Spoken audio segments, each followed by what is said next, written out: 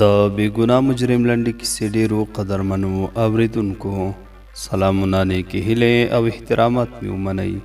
قدرمنو اورېدونکو، د بېګناه مجرم لنډې کیسې وروستۍ او خوندورې برخې ته مو زه سمیع الله ایوبي هرکلی کوم.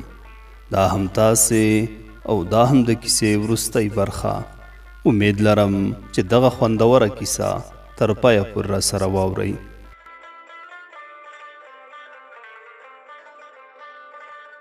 ګلاب له ځان سره وویل کاشکې مې ورته ویلي وای چې د هر چا لور یې به زر شه هغه پیسې دې څه کړې چې د بانک مخې ته دې راته مکاره مسکا وکړه، د پیسو بکسه دې رانه والوزوله او لکه پیری د سترګو په رپ کې پناه شوې.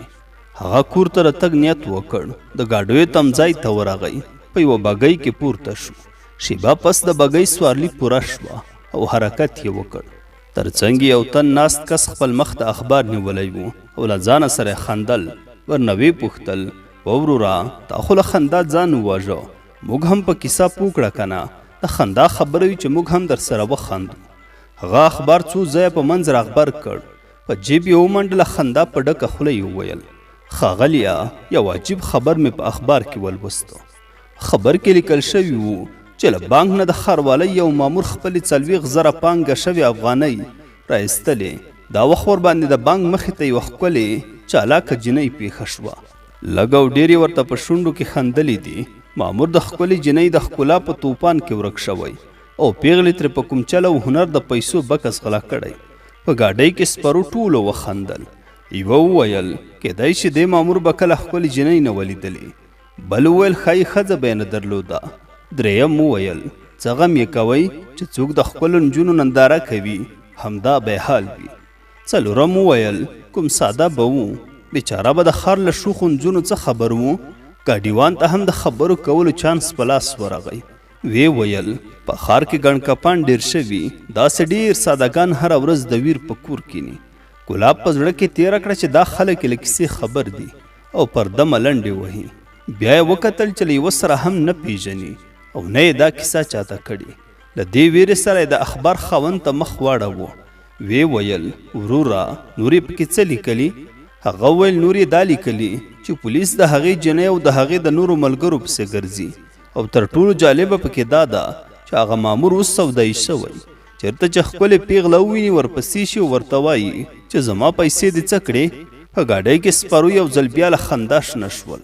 مامور ګلاب له هغه نه اخبار واخیسته، ویل وستل چې د بانک ادارې دغه خبر ورکړی.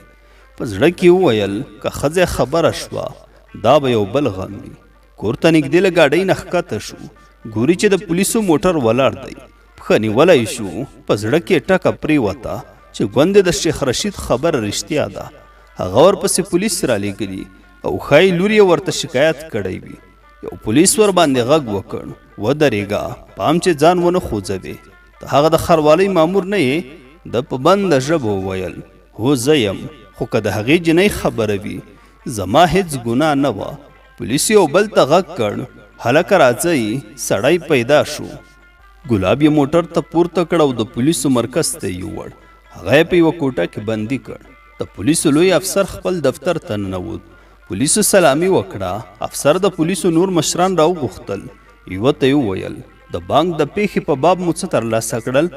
د پولیسو افسر چې د پیښې د پلټنې مسؤلیت ورته سپارل شوی و د اجازې په غوښتلو سره وویل صاحبه تاسو ته معلومه ده چې د بانک د راپور له مخې یوې چالاکې جینۍ د دولت د یو کارکوونکي 40,000 افغانۍ په څه چل او هنر غلا کړې وي. موږ د پیښې څارنه کوله، راته معلومه شوه چې د دې ډلې یو تن هره ورځ د بانک مخې ته راځي تر څو د کړې غلا په باب د پولیسو د هڅو په اړه معلومات ترلاسه کړي. 3 ورځې وروسته موږ وتوانېدو چې سړی وپېژنو، خو هغه له پولیسو وتښتېده او د ښار په ګڼه ګوڼه کې ترای تم شو. د معلوماتو له مخې مو معلومه کړه چې هغه د ښاروالۍ یو مامور و. اوس یې له هغې جینۍ سره په لاس درلودلو هم څه ناڅه اقرار کړی او لا خو مو د نور څه په باب ورنه نه دي پوښتلي. د پولیسو مشر د بندي د حاضرولو غوښتنه وکړه. مامور ګلاب یې د پولیسو د مشر دفتر ته ننویسته.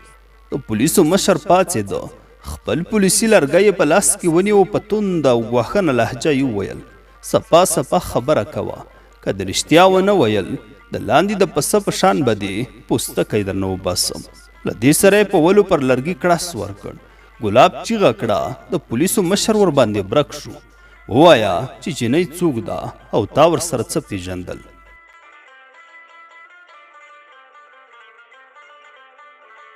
د ګلاب زبون وهل شوی و. له ویرې اوار رپېده. په ژړغوني انداز یې وویل، ما د خدای ووهي که مې دا جینۍ مخکې لیدلې وه. زه یې هېڅ نه پیژنم، خو راته یې وویل چې د پولیسو د لوی افسر شیخ رشید لور یم. د شیخ رشید د نوم په اورېدلو د پولیسو ټول افسران حق او حیران شول. د پولیسو مشر له ناستو افسرانو ته مخ ور واړاوه. بیا یې خپل مرستیال ته چې اوږده ږیره پر مخ وکتل. په ناهیلې مسکا یې ورته وویل، وا دې اورېدل مجرم څه وویل؟ د پولیسو افسرانو شیخ رشید ته کتل. د هغه پر روحیاتو غم او خجالت سیوری کړی و. لږه شیبه خاموشي وه. د پولیسو مشر ستونی راښکه ویل، عجیبه ده، کله کله قانون د هغه چا له لاسه زیانمن شي چې د قانون د حاکمیت بیرغ یې په لاس کې وي. له دې سره یې اوږده او ژوره ساه واخیسته او پر خپلې چوکۍ کېناست. د پولیسو مرستیال شیخ رشید له ډېره قهره توره اوښتی و. د پولیسو له مشر نه اجازه وغوښتله. مامور ګلاب ته ورنږدې شو. هغه یې د لاس پر ګوتو پر لرګي داسې ووهه تا ویل چې ګوتې پر ځمکه پرېوتې. له دې سره یې وویل، ښه نو جینۍ د شیخ رشید لور وه؟ ګلاب په خواره خوله او بېوسه انداز وویل، هو صیب، سپینه دنګه جینۍ وه، شونډې سرې کړې وې، تورې عینکې پر سترګو وې، په غوږونو کې اوږدې غوږوالۍ زنګېدې. ویل چې د پانوس سینګارتون مشره ده او نوم یې شبنم دی. د پولیسو مشر خپل مرستیال ته په کرکه وکتل. ورته یې وویل، تا ته هم دومره اورېدل بس دي، نور په خپله چوکۍ کېنه. یو افسر ته یې وویل، ورشه د بانک مشر زر راوغواړه.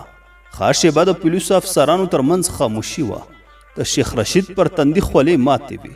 هغه د خپلې لور د نوم په اورېدلو ډېر ستومانه و. هغه په دې غمجن و چې لور یې د کومې اړتیا له مخې د بانک د غلا په پیښه کې لاس لري. ځان ورته د نورو افسرانو په وړاندې ډېر شرمنده او خجالت ښکارېده. خپه و چې ولې پر جامه تور داغ ولګېده. شیخ رشید د پولیسو په منځ کې په ډېره سپېڅلتیا مشهور. په دې ښار کې د ده د دندې ایله دویمه اونۍ وه.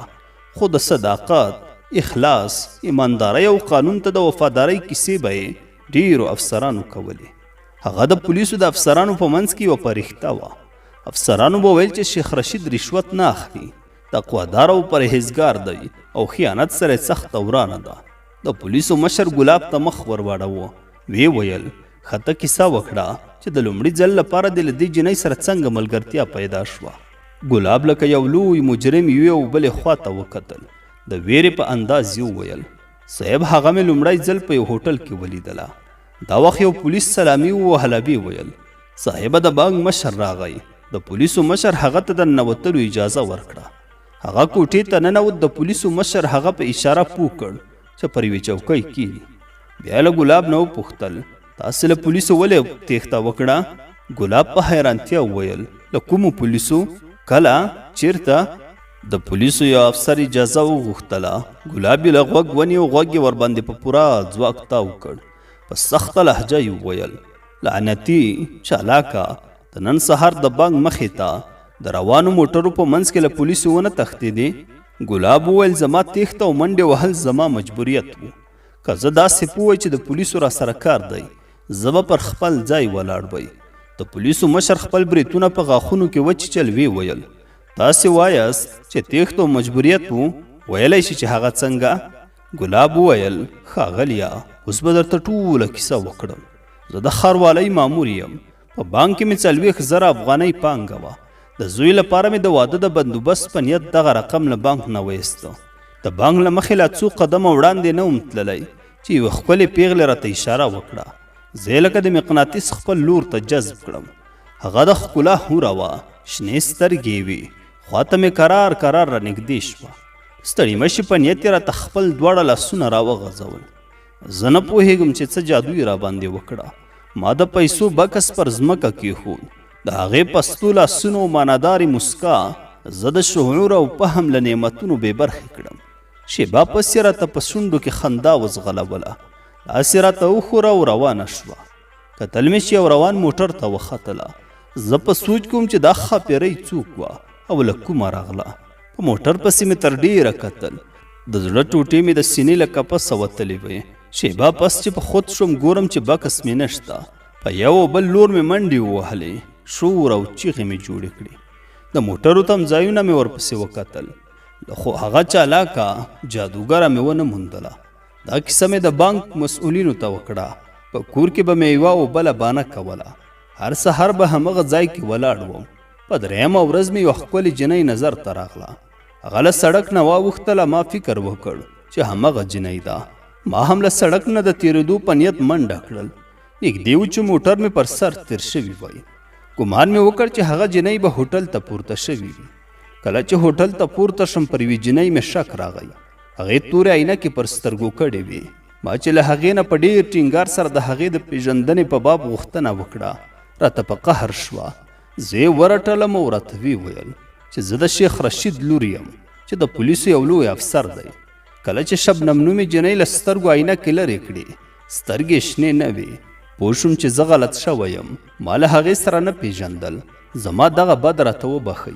د دې کیسې په اورېدو سره د شیخ رشید په روحیاتو کې ډاډ او اطمینان غځونې وکړې. د شکر په انداز یې بره وکتل او بیا خپلې پټې سترګې ښکته کړې. د بانک مسؤل پورته شو. ویې ویل امیر صاحب، هغه بدبخته دا دی چې پیسې ترې چا وړي دي. د پولیسو مشر خپلو هغو افسرانو ته چې د غله د نیولو دعوه یې کړې وه په تریخ انداز وکتل. هغوی لکه له خټو جوړې مجسمې ښکته کتل.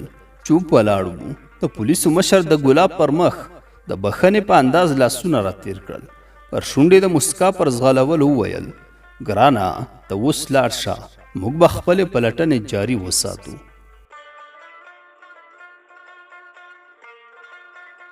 د بېګناه مجرم لنډې کیسې ډېرو قدرمنو اورېدونکو، دا وه د کیسې وروستی برخه. امید لرم چې دغه خوندور او جالبه کیسه مو د خوښې وړ ګرځېدلې وي. تر بلې کیسې پورې مو چې زه سمیع الله ایوبي په خدمت کې حاضرېږم. تاسو ټول په لوی څښتن تعالی سپارم. ښاد و آباد اوسئ.